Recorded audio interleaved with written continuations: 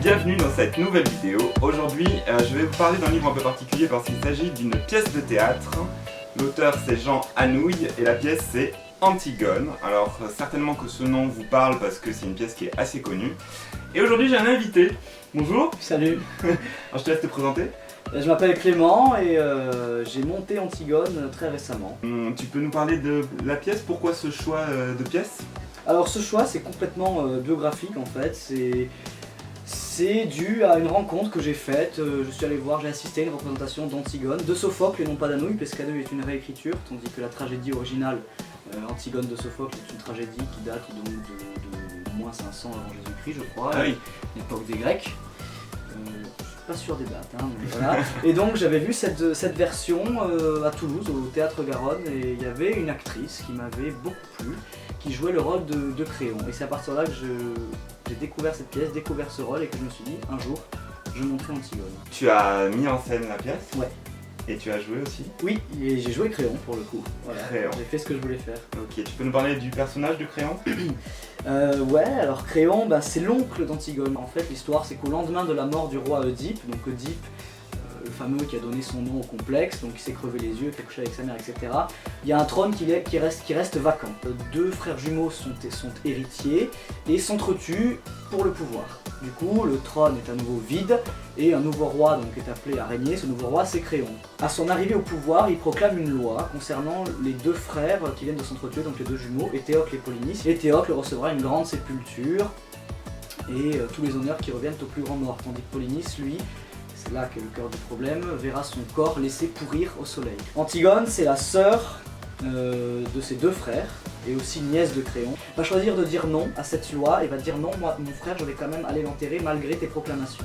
Le problème, c'est que Créon ordonne à ce que toute personne qui tenterait d'aller contre sa loi, donc d'enterrer Polynice, serait punie de mort.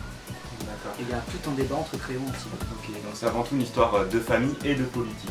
Ouais, il y a beaucoup d'histoires. Si ce texte fait parler depuis longtemps, c'est parce qu'il oppose des conflits intemporels, donc que sont par exemple l'homme contre la femme, la vieillesse contre la jeunesse, chez Sophocle les hommes contre les dieux, les morts et les vivants. Et chez ces deux personnages que sont Créon et Antigone, on peut voir vraiment tout un tas de conflits. Et est-ce que si ça nous parle, c'est pas le fait qu'Antigone représente un peu l'ado rebelle qui veut s'opposer un petit peu au patriarche, donc là c'est son oncle, et bouleverser un peu tout ça, tous les ados peuvent s'y reconnaître. Bien sûr, on peut y voir ça. C'est ça qui est magique dans cette pièce, dans le théâtre en général, mais c'est qu'on peut voir énormément de choses là-dedans. Et oui, effectivement, les ados peuvent voir ça, mais ça va quand même au-delà. Voilà. Ça soulève des questions politiques, philosophiques, voire métaphysiques. Ok. Oui, parce qu'évidemment, c'est une tragédie grecque à la base, donc évidemment, on se doute bien que ça va être un peu plus épineux que... Voilà, c'est une tragédie grecque, donc forcément tout le monde meurt à la fin. On ne peut pas dire que le suspense soit la clé de la pièce. Suspense. Et voilà, donc, Anouilh, ce qu'il faut savoir, c'est qu'il a réécrit la pièce, comme je l'ai déjà dit, du coup, c'est une version beaucoup plus, accessible et populaire que n'est la pièce de Sophocle. Et nous, dans notre mise en scène, on a voulu faire un petit mélange des deux. En gros, c'est 90% d'Anouilh et 10% de Sophocle. Parce que je suis quelqu'un qui aime bien la tragédie, donc je voulais pas la laisser tomber comme ça. Et on a fait on a équilibré comme ça les deux registres. D'accord. Alors, vous qui êtes là en train de regarder, je sais pas si vous faites un petit peu du théâtre ou si ça vous intéresse, donc justement on est là, on va en parler. Donc toi, tu as donc mis en scène la pièce, tu peux me parler de cette expérience-là? Ouais. Alors, nous on a choisi d'articuler un peu la mise en scène sur une esthétique, je dirais, binaire. C'est-à-dire qu'on a beaucoup joué sur le blanc, le noir. Antigone étant représenté par la couleur blanche et Créon par le noir.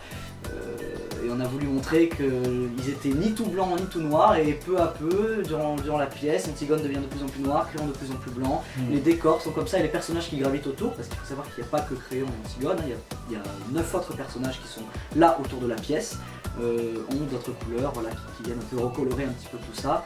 Et voilà. Et on a voulu mettre l'accent donc sur ce conflit, vraiment sur ce conflit qu'il y a dans les personnages, et on a fait en sorte que ce soit le plus accessible possible pour tout le monde, que ça parle au maximum de gens, c'est assez cinématographique, il y a beaucoup de musique, il y a des moments assez spectaculaires si je puis dire. Il y a des musiques super punchy quand même. Il y a des musiques, il y a une esthétique un peu métalloïde aussi, Oui, voilà.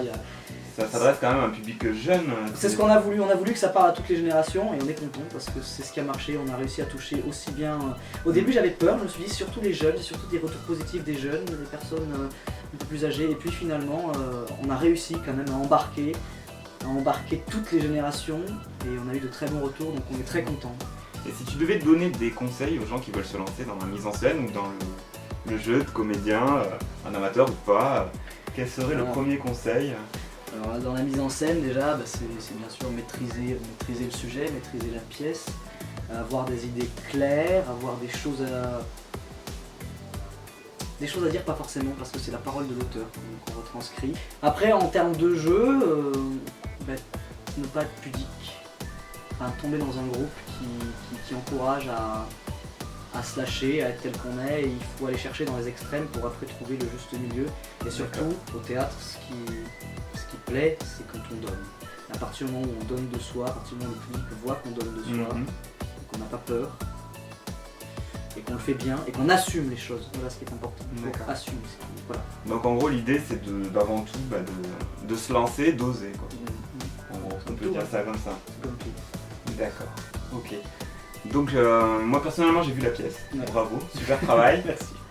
C'était vraiment super intéressant de découvrir et la pièce, et l'auteur, et votre travail. On a fait un teaser du spectacle donc, qui se trouve en description de la vidéo, ça dure 4 minutes. Et il y a aussi, si vous voulez, ça vous plaît, vous pouvez aller plus loin. On a également sur YouTube une version de 50 minutes de la pièce, enfin voilà, on a quelques passages si vous voulez aller un petit peu plus loin. Voilà. Et donc voilà, donc j'encourage tout le monde à faire du théâtre, à se documenter un petit peu, à monter des pièces. Et pourquoi pas Antigone. Donc voilà, à nouveau le livre. Et merci Clément De rien. d'être venu. De rien, c'est avec sympa. plaisir. Donc les adresses, tout ça, c'est dans la description. N'hésitez pas à aller jeter un petit coup d'œil. Ça vaut le détour. Hein. Encore une fois, super boulot. Merci. Donc voilà. Et moi je vous dis à bientôt pour une nouvelle vidéo. Salut.